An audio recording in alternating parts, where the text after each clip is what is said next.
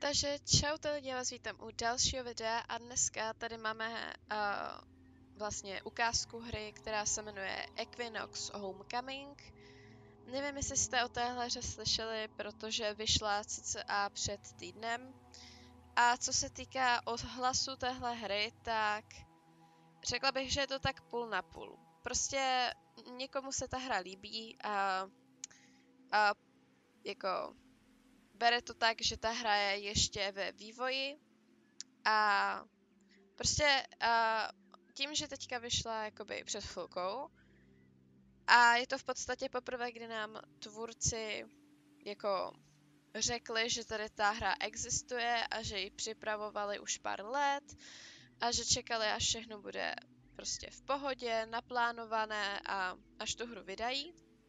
A teďka, když se tak stalo, tak vlastně spousta lidí jako říká o té hře, že prostě není dobrá, protože když si srovnáte Equinox a Red Deadko třeba, tak Red Deadko má samozřejmě mnohem lepší grafiku, ale vemte to tak, že ta hra je prostě nová a není dokončená, jo.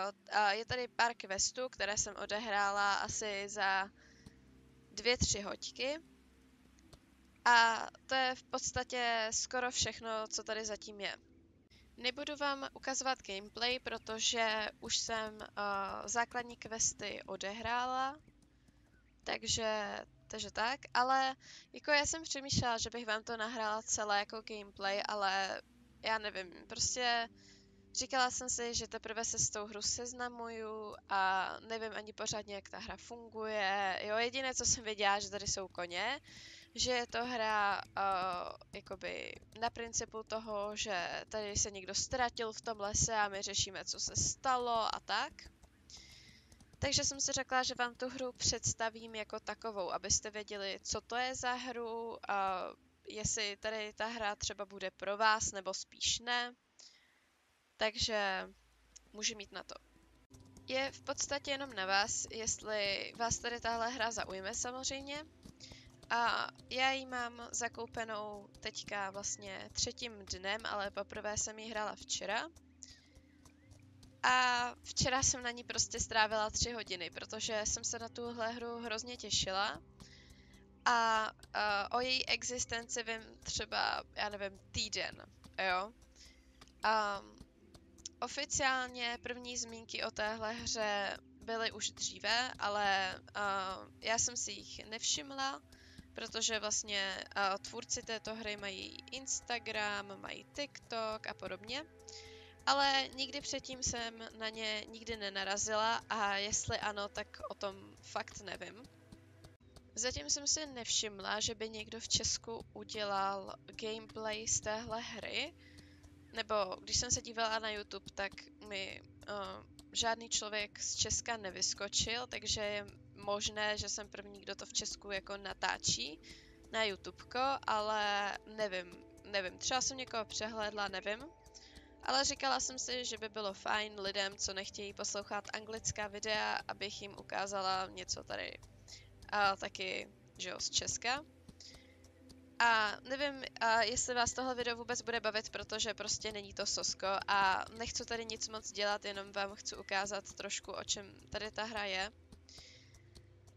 Vůbec nevím, čím mám začít. Začneme třeba tím, že tady na zemi můžeme sbírat různé věcičky, podobně jako ve Star Stable, kde můžeme sbírat květiny, tady můžeme sbírat, já vám to můžu rovnou ukázat. Máme tady inventář, který se otvírá Bčkem, a máme tady několik věcí, které můžeme sbírat. Prostě je vidíte na zemi a normálně je seberete. Jsou tady pampelišky, jsou tady slunečnice, jo, jsou tady různé kytičky, pak jsou tady hřiby, různé typy hub. A pak jsou tady ostružiny, ty maliny, ani nevím, jestli jsem sbírala z keře, anebo jestli je mám ze začátku, protože na začátku byl quest, kde jsem je mohla získat a vzala jsem si je, vybrala jsem si je. Mohla jsem si vybrat mezi mrkvemi, jablkem nebo malinami, tak jsem si vzala maliny. Ale myslím si, že jsem měla jenom 3, ale nejsem si tím 100% jistá. A potom tady jsou další věci, třeba paroží nebo peří. Ano, nemohla jsem se vzpomenout, sorry. A nebo podkovy třeba staré a tak podobně. A určitě je tady ještě více věcí, na které jsem nenarazila. Ale to jsou asi ty nejzákladnější, co tady jsou kolem. No a vlastně je u těch věcí napsáno, že jsou to quest itemy a některé z nich můžeme dát třeba jako jídlo našemu koni, třeba pampelišky, nebo právě ty ostružiny třeba. A ty ostatní věci prý nám nějak budou moct pomáhat u nějakých questů nebo u nějakých prostě úkolů, nevím. Zatím jsem nepřišla, k čemu ty věci jsou. Takže fakt netuším. A co se týká mapy, tak je celkem velké a vypadá to, že bude rozšířena v budoucnu, ale nevím to, nečetla jsem to, nezjišťovala jsem si to, jo, i tady. Prostě jde vidět, že to vypadá, že by to mohlo někam ještě pokračovat, stejně tak tady dozadu. Nevím, těžko říct. A ta hra je podle mě na principu jako Star Stable víceméně. Máme tady mapu, máme tady questy, máme tady nějaký příběh a tak podobně. A všechno je to fakt dost podobné, jsou tady i nějaké penízky, ty jsem zatím moc nezkoumala. Ty zlaté, a pokud jsem to pochopila dobře, nejsem si jistá, tak ty zlaté by se měly získávat za týdenní úkoly a tady ty se získávají za nějaké standardní prostě příběhovky, asi. Tak jsem to pochopila, jo. Furt se o té hře učím a nevím, jestli to chápu správně. V téhle hře je také chat, který spustíme normálně entrem a entrem z něj zase jdeme pryč. A na začátku této hry, když se do ní přihlásíte, tak si vytváříte svoji postavu svého koně. Oblečení si měnit nemůžete, ale potom, co si uložíte vlastně váš vzhled postavy, tak se dá ještě změnit. Nevím, jestli zdarma nebo musíme zaplatit, to nevím, to jsem nezjišťovala, jenom vím, že vzhled postavy jde změnit. A vzhled koně změnit nejde.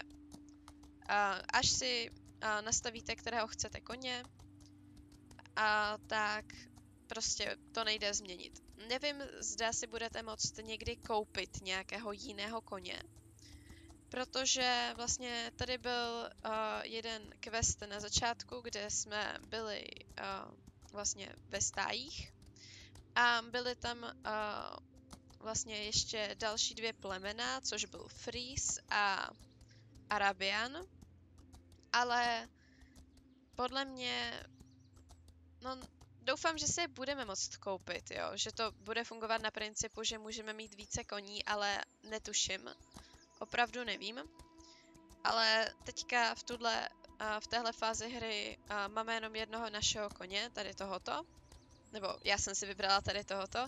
Jsou 3 základní zbarvení, hnědé, potom já bych řekla černé, ale ona je to spíš hodně tmavě hnědá podle mě. A potom taková krémová ještě. Já jsem, když jsem zapla tuhle hru poprvé, tak jsem přemýšlela asi půl hodiny, jo, nekecám, půl hodiny jsem přemýšlela nad tím, jakého koně si vezmu, protože všichni 3 vypadali skvěle. Ale můj kamarád mi řekl, že tenhle kůň vypadá nejvíc reálně a nejlíp, tak jsem se vzala tady toho. A na koních potom můžete vlastně měnit jejich flíčky na nohou, na bříšku a potom na hlavičce. A já jsem dojela na začátek. Tady vlastně začíná hra. Když se připojíte do hry, tak je cutscéna, kde jedete vlastně lodičkou přes tohle, nevím, co to je, moře, jezero. Zjistím, asi moře, vypadá to na moře. A například mně se to buglo tolik, že jsem viděla, že ta lodička levituje místo toho, aby jela po vodě. Takže kvalitní. Je tady normálně teda příběh a nevím, jestli vám ho mám spoilerovat nebo ne, protože někteří byste se určitě chtěli překvapit. kdybyste tuhle hru chtěli hrát, ale na druhou stranu věřím, že aspoň něco základního z toho příběhu byste vidět měli, protože vám to pomůže pochopit, o čem ta hra je. Takže vám teda něco z toho aspoň řeknu. Takže my, když sem přijedeme, tak naše hrdinka se vlastně jmenuje Alex, i když si ji na začátku můžete pojmenovat jak chcete, ale to je vlastně vaše jméno, ne jméno té postavy, je to trošku divné, ale to nevadí.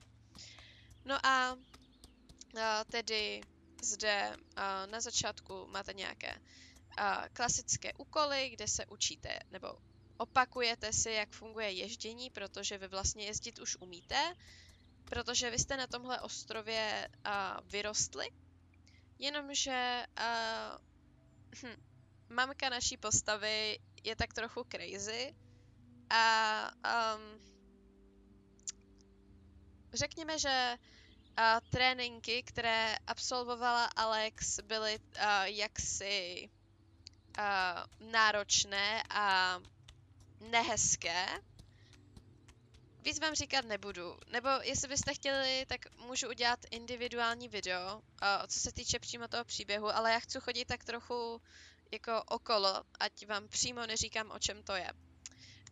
Dále tedy my jsme se naštvali na naši mamku a prostě za deštivé noci jsme opustili tenhle ostrov a odjeli jsme někam pryč. A teďka jsme se na tento ostrov vrátili, protože jsme zjistili, že naše mamka někam zmizela i se svým koněm. A také se zde stala jedna vražda. S tím, že ta dívka, která byla zavražděna, tak nejspíš byla zavražděna nějakým zvířetem. A my vlastně tady řešíme, co se stalo. Takže je to taková trošku záhadná hra, mně se to hrozně líbí, tenhle princip.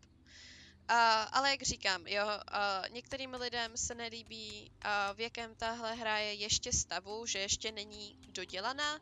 Vývojáři přímo řekli o téhle hře, že není 100% hotová a že postupem času ji budou ještě dodělávat samozřejmě.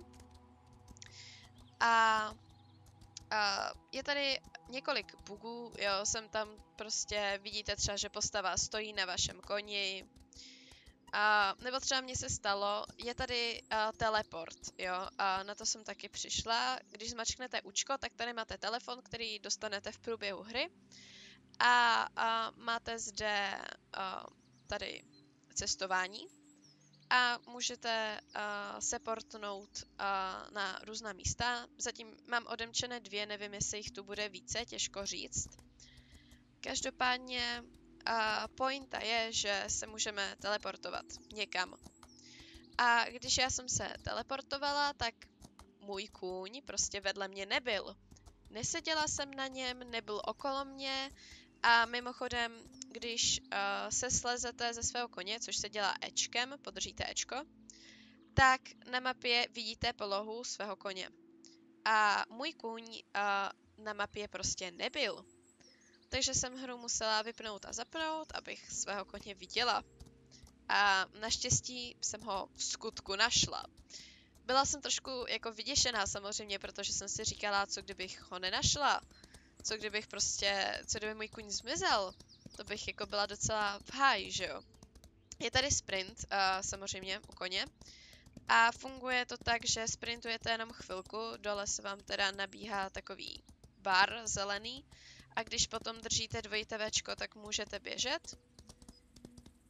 Jsou tady rejsky, to nevím, jestli jsem zmínila předtím, to si nejsem jistá. Nevím ani, kolik jich tu je. 1, 2, 3, 4, 5, 6, 7.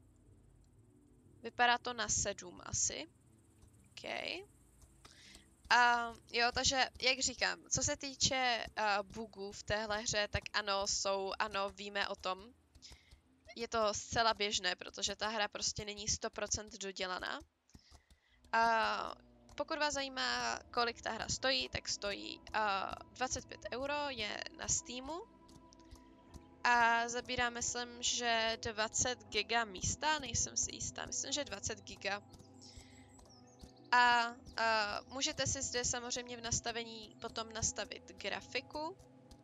A jak chcete vysokou grafiku, protože samozřejmě někdo má méně výkonný počítač, někdo více, takže aby to všem vyhovovalo.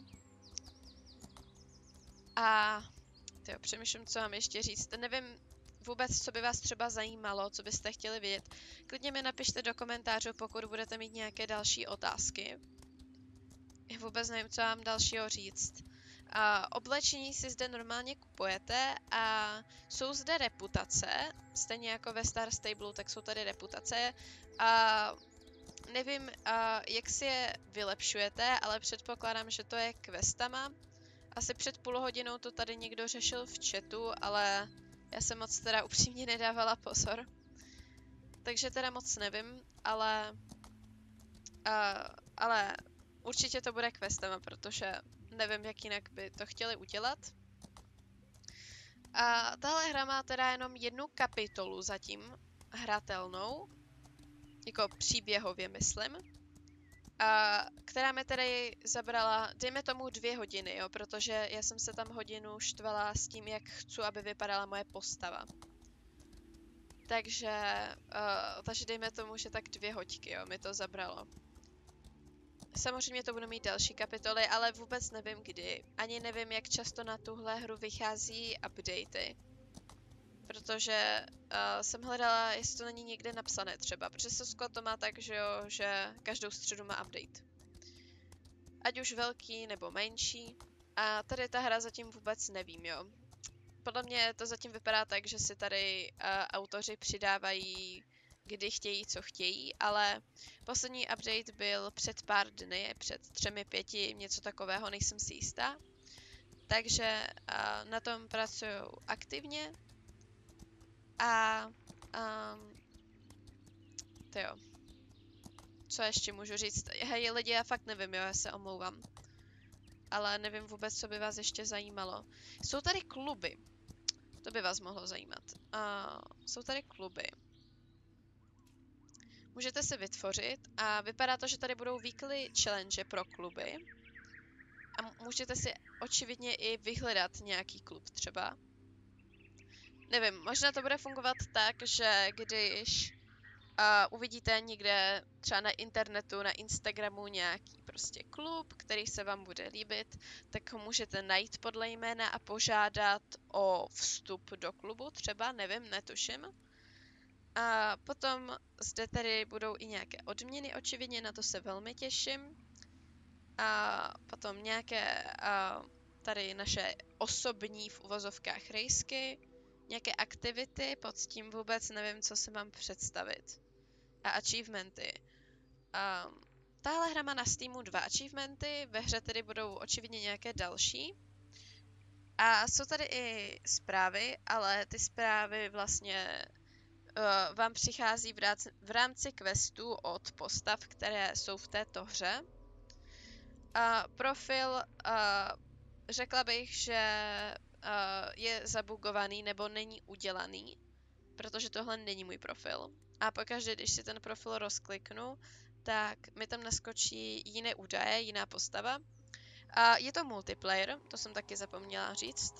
Můžete tady hrát s kamarády, je to normálně online hra. A přes nastavení, přes escape můžete tady najít servery. A můžete se připojit k jakémukoliv serveru chcete. Tady vidíte server, na kterém zrovna jste, já jsem na 329, na kterém je aktuálně 59 lidí. Takže servery si tady přepínáte rovnou ve hře, to mi přijde jako super, že nemusím vypínat hru, abych si přepla server. Tyjo, co dál? Já fakt nevím, jo. Já se taky s tou hrou teprve seznamuji.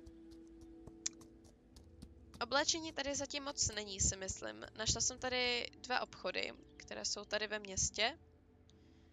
A můžete si koupit oblečení na postavu i na koně. A hlavně nezapomeňte na to, že když si na začátku zvolíte, jakého chcete koně, tak si ho nemůžete potom přendat. Nemůžete si změnit zbarvení třeba nebo něco, prostě to nejde. Nevím, jestli to v budoucnu nepůjde, nebo třeba jestli si v budoucnu nebude moct kupovat koně další, nevím. Opravdu netuším. Tady jsem ještě nebyla, vůbec nevím, co tady je. Nějaké panství, zajímavé, OK. Jedem dál. No, takže oblečení teda máme základní všichni stejné. Nastavit si můžeme, jakou chceme mít postavu. Jo, můžete tady hrát za kluka mimochodem. Můžete si změnit barvu očí, vlasy, make-up, potom tvar těla. To je asi tak všechno. A jo, já fakt nevím. Ta voda vypadá hrozně hezky. Já nechci tady 10 minut dělat, nevím, co ještě mám říct, ale já fakt nevím. Nevím, co je tohle za značku na mapě. OK. Zajímavé, OK. Tak na to se mrknu později. Teďka jsem něco chtěla říct a zapomněla jsem, co jsem chtěla. To je blbý. Něco s mapou, já jsem se dívala na mapu. Nevím. Popřemýšlím. Už vím, co jsem chtěla říct. Chtěla jsem říct, že tady není to, že se můžete postavit na zadní s koněm, ani tady není takzvaně prudké zastavení, což znamená tyhle ty vychytávky, věcičky, které jsou ve Star Stable, tak tu nejsou. A není zde ani couvání. Ale když mačkám S-ko, jako spamuju ho na klávesnici, tak se tak jako zvláštně nakláním, nevím, co se mám o tom myslet. Je to každopádně velmi zajímavé. Jsou tady místa, ke kterým jsme vůbec zatím neměli žádné questy, jo? Na této mapě je spousta míst zajímavých. A zatím jsme se nejvíce pohybovali jenom právě tady v tom městě, jo? Pak jsme jako jezdili tudy ještě. Tudy nahoru. Ale jako to je tak všechno. My jsme se pohybovali jenom v podstatě přes tuhle hlavní cestu. A jo, ještě tady jsme byli. Tady by měla být taková věž vysoká, tak tady jsme se taky pohybovali, jo. Takže prostě naše hlavní tady trasa dostupných questů vypadá nějak takhle přibližně. Co se týká toho, že tahle hra je za penízky, tak vývojáři říkají, že tady ta cena, nebo když si koupíme tu hru teďka, když ještě není 100% dodělaná, tak vlastně tu hru nemusíme nikdy platit už znova. Protože až ta hra bude 100% hotová, tak by to mělo fungovat tak, že buď si ji budete platit měsíčně, anebo bude stát nějakou vyšší částku. Takže já jsem si ji prostě koupila už teďka, protože mě zaujala příběhem, zaujala mě grafikou. A já nejsem člověk, který by zas tak moc řešil, jak vypadají animace, jo. Mně spíš vadí, když se animace změní po nějaké době, co už jsem zvyklá na ty animace, které jsou ve hře. Třeba to, co udělalo Star Stable, že změnilo vlastně vzhled postav a tím pádem i změnili, jak se pohybuje a vlastně když třeba stojíme na místě, tak co dělá za aktivitu, jestli si prohrábne vlásky, nebo se podívá do dálky, nebo to je jedno, jo, prostě pointa je, že nesnáším, když jsem na něco zvyklá a pak se to najednou změní, jo, jenom tak z ničeho nic, to mě strašně štve. Ale zase samozřejmě respektuju, že ta hra se musí posouvat, jo. Ale občas mi to přijde jako hrozná škoda. To je jedno. Takže já, když prostě vidím nějakou hru, co mě zaujme, tak ty animace, kdyby byly fakt jako katastrofální, tak bych to nehrála, jo. Ale když prostě jako vidím, že to nějak ujde a není to úplná hrůza, tak to prostě hraju. Nebo jako, já bych si jen tak nějakou hru prostě nekoupila. Jo, kdybych viděla, že tu hru prostě budu hrát třeba týden a přestane mě to bavit, tak si ji nekoupím, jo. Akorát já mám ráda, když v té hře mám co dělat a teďka vyloženě už mám jenom ty týdenní questy a to je všechno. Jo, já už tady nebudu mít co dělat. Jo, teďka jsem sebrala třeba mrkev. Jo, a předtím jsem ještě žádnou mrkev nenašla třeba. Jestli jde plavat, to nevím, to jsem neskoušela. Ne, nejde, plavat nejde. To je škoda, ale aspoň můžeme jako chodit po břehu, to je nice. To je hodně nice. No. Přemýšlím, co dál ještě. Plemeno koně máme všichni stejné, to na začátku, které si vybíráme, tak máme všichni stejné plemeno. Myslím, že je to Warmblood, pokud se nepletu.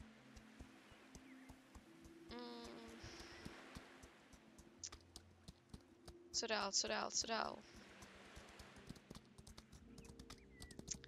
Nevím, zda jde psát do chatu česky, ale můžete psát německy.